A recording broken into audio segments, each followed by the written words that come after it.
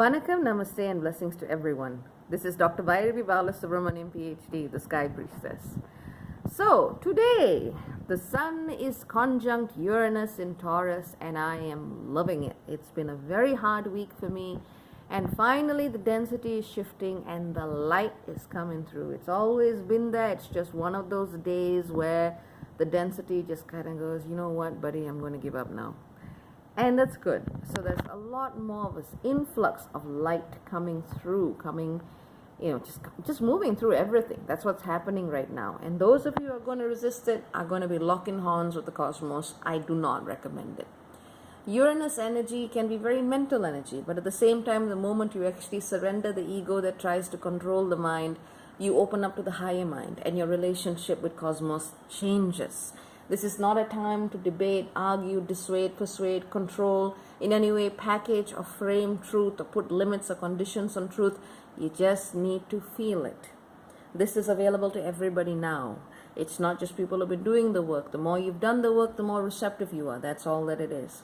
So as you actually open up to that cosmic frequency that's coming through all of us right now, through our breath, through our bodies, through our cells, coming into us and into the earth, we are aligning. We are allowing ourselves to step into the new codes, new vibrations, new paradigms that are actually available to us.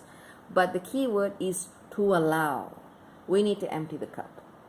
Now, there's been a huge interest in spirituality. There's been a huge interest in learning how to become ascended multidimensional beings. But I tell you what, there has not been enough humility, grace, and ego dissolution in the collective process. There are lots of people who are kind of like hitting their heads against the wall going, but I've done this, but I've done that, but I've seen this. You know what? Screw it. The universe is a lot bigger than any one person's experience. And this is part of the lesson that's actually coming to us right now. We are being asked to dismantle that I, because that I can get in the way of cosmic alignment. So the moment we actually allow ourselves to let go of that ego story, let go of that ego's emotion surrounding its story, we actually allow our personal will to align with divine will. And that's the opportunity that is presented for us today. But if we want to hold on to things, if we want to say, this is what I know, this is what I think, this is what I feel, good luck. That's all I can say. But the moment we actually empty the cup and allow this light to come in, and when I say light, I'm not talking about a black-white spectrum. There are very, very, very sacred spaces in the darkness of the cosmos, and as I like to say, there were no headlights in the womb. You came from a dark space. There's a lot of light in there as well. But the moment you allow yourself to align with that cosmic frequency, you alter, you change. And each of us have been touching at this, and it's now time for us to embody this more consciously, especially in a world that is filled with so much of pain. Am I asking you to ignore anything? No. Am I asking you to pretend that the world isn't in a critical state? No. I am asking you to look at this pain in the eye and still remain as a pillar of light. That's the challenge. Without disassociating, without going with the holier than thou bullcrap, just being you, just being present, remembering that you are a spark of divinity incarnate, being in that presence and facing what comes. That's the challenge.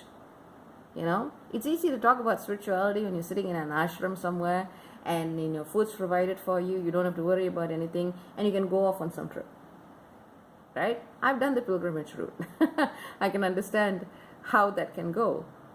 But when you come back to your 3D day-to-day life and you can't handle it, what's the point of doing all of that stuff? The key is to be here now. It doesn't matter where you are. If you're in a big city, if you're sitting at a McDonald's, if you're sitting in a wasteland, whatever it is, that's where your work is. The earth is sacred. All parts of her are sacred, though parts of the earth have been deeply, deeply contaminated. Parts of its spirit have been wounded. You can't fix everything. But what I'm saying is, where you are, make it sacred ground. Sacred ground isn't separate from the mundane. It is about learning to see spirit moving through all that exists. And sometimes it's very painful, because even through horrific circumstances, spirit is still there. And that is where we are asked to have faith.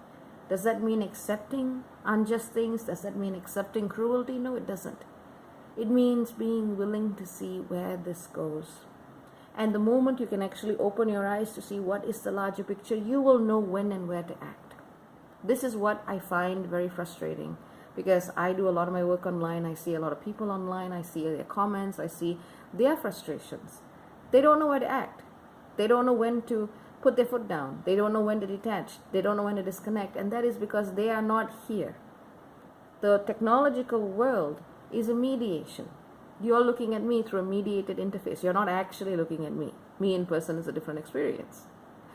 But all of us, myself included, when we sit too far in our minds or in the virtual world that is supported by the creation of minds linked to each other, we actually lose touch with the five senses and the world that is here. And that is why it is so important to come back. That's one of the most key experiences. Would I say you have to go for this or do that or awaken your third eye or your kundalini or this and that? You know what? If you want to do it, do it. Just be grounded and go to somewhere safe to do it. But all I would actually say more importantly is just be here. Really be here. If you really feel the situation is not tenable, make your peace with it and move and find a situation that is. But not to escape. Just to be able to do your work in peace. Sometimes the lesson is to stand your ground, and sometimes the lesson is to say, this is beyond me. Either I need to get help in doing it, or I need to say, I'm sorry, I will go to what I can actually do and actually be useful in doing. I'm saying this more like different streams of consciousness because this is not a logical energy. Uranus is like a little firefly. It goes zap, zap, zap, zap, zap all over the place. The little bell you're hearing in the background is my cat in the energy and moving a little ball all over the place, which is what she's doing. But that's what this energy is about. Don't try to put limits on it. Don't try to put, very, very strong definitions of this is the way things are. This is how they need to be. That's not what it is anymore. Rigidity, excessive rigidity, creates boxes in the mind. Boxes which filter your experience of spirit and divinity in ways that they don't need to be filtered. But I think you guys got the point. Now, if you would ask me what's the work that really needs to be done, go and watch Shazam. Am I saying it right? I keep saying Shazam. Shazam. There we go. Good timing, Kitty. Shazam. So, Shazam's a superhero movie, and I've watched it twice. And I love superhero movies because they actually give you true and deep philosophical parables and sayings, and they embody in a way that really hits you, especially if it's a good one. And I went to see it with my brother and my teacher. And my brother wasn't very happy about it because, he's a big comic book fan and he knows that it's deviated a lot from source material. I can understand that. And we did like parts of it. And I loved it though, because it is exactly the kind of teaching we need to be having more of in the spiritual world. So, I don't want to give away too much, especially if you haven't seen it. But it's about a kid who literally has to confront his core wound of abandonment and his mother's neglect before he realizes that his actual strength is in realizing what is around him, who is around him to help him heal that wound. And that's how he finds strength to fight his demons, so to speak. And it's not melodrama, waffy-saffy. It looks like a kid's movie, but it really isn't.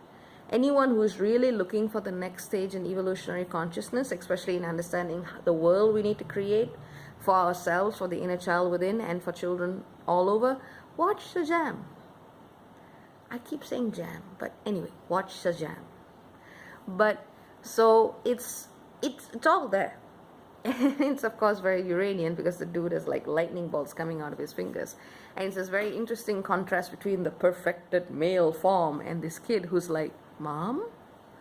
It's beautiful. It's got that emotional depth. It's got that unfolding. It's got and its resolution at the end is really, really what the whole Uranus and Taurus transit is about. It is about lighting that way collectively. So if you want a more concrete teaching, go watch that. It'll hit home. Just forget for a moment it's a superhero movie if you don't like the genre. Forget for the moment it's very much oriented to kids if you want to watch adult films, so to speak. There is a stigma around kids' films, but really they are powerful teachers. But it's like, just let go of those labels, watch it with your heart wide open, and you will see exactly what I mean. that's about it. That's what I got to say. Feel into it. Don't get caught up in your own mind. Your answers come from within, and within is actually the same thing that's way up there in source and way down there in earth. Take care. Many, many blessings. If you need a gemstone to help you, amber would be beautiful at this time. And lots of love. Bye-bye.